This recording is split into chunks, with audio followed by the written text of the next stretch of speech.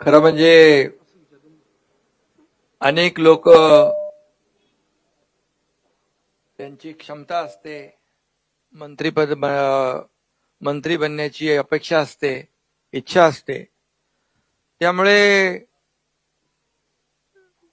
जे काम करू शकतील, कॅपेबल आहेत, आणि कोण ज्यांना दिलं ते त्या क्षमतेचे आहेत, ज्यांना नाही दिलं ते त्या क्षमतेचे नाहीत, असं नाहीये. आणि म्हणून आम्ही एक पक्षाचा एक निर्णय घेतलाय, 2.5 वर्षाचं मंत्रीपद. जो काम करेल तो पुढे जाईल, आणि त्यामुळे आम्ही पक्षाने ठरवलेला तो निर्णय आहे. त्यामुळे मला वाटतं अनेक लोकांना संधी देऊ शकतो, आणि खऱ्या अर्थाने माझी भूमिका स्पष्ट आहे की जे पद, जो विभाग ज्याला मिळेल त्याला पूर्ण न्याय दिला पाहिजे, आणि जो परफॉर्म करेल त्याला संधी मिळेल. आणि त्याच्यात आपण म्हणतो ना काय इंग्रजीमध्ये, परफॉर्म और पेरिश. तर त्यामुळे जो परफॉर्म करेल तो पुढे जाईल. उसमें से आधा तो हम करने वाले, यानी क्या करने वाले, हम परफॉर्मेंस ऑडिट ये निश्चित रूप से हर मंत्री का करेंगे.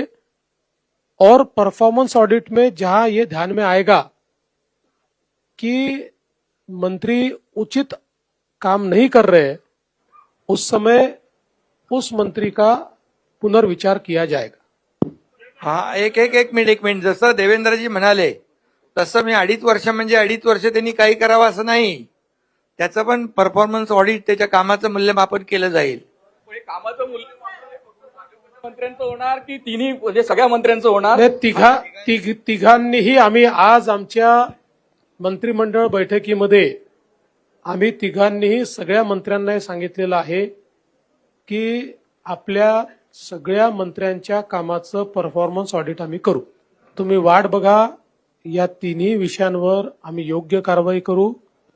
महाराष्ट्राची अर्थव्यवस्था ही चांगलीच आहे.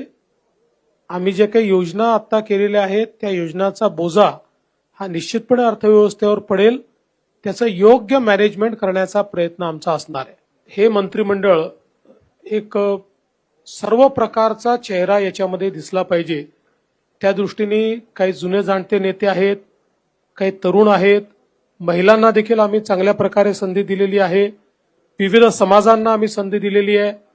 ओबीसी समाज असेल, मराठा समाज असेल, धनगर समाज असेल, आदिवासी समाज असेल, एससी समाज असेल, विविध समाजांना देखील आम्ही प्रतिनिधित्व दिलेलं आहे. सर्व समावेशक अशा प्रकारचं मंत्रिमंडळ तयार करण्यात आले. वेगवेगळी कारणं त्याच्यामध्ये आहेत. अनेक वेळा काही मंत्र्यांना याकरता घेण्यात आलेलं नाही. मी भाजपचं सांगतो आमच्याकडे की पक्षाने त्यांना काही वेगळी जबाबदारी द्यायचं ठरवलेलं आहे.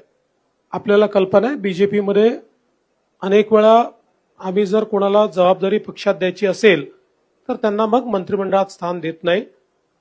काही असं देखील असू शकतं की काही जे मंत्रिमंडळातून ड्रॉप झाले आहेत त्यातले काही परफॉर्मन्समुळे देखील ड्रॉप झालेले असू शकतात. शेवटी गोपीचंद पडळकर हे आत्ताच विधानसभेमध्ये निवडून आले आहेत. त्याच्या आधी ते विधान परिषदेमध्ये होते.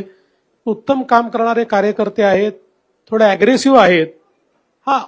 हे निश्चितपणे आहे की आम्ही त्यांना हे सांगितलं की बोलताना त्यांनी संयम ठेवला पाहिजे, हे त्यांना निश्चितपणे सांगितलं. पण तुम्हाला सांगतो, एक चांगलं भविष्य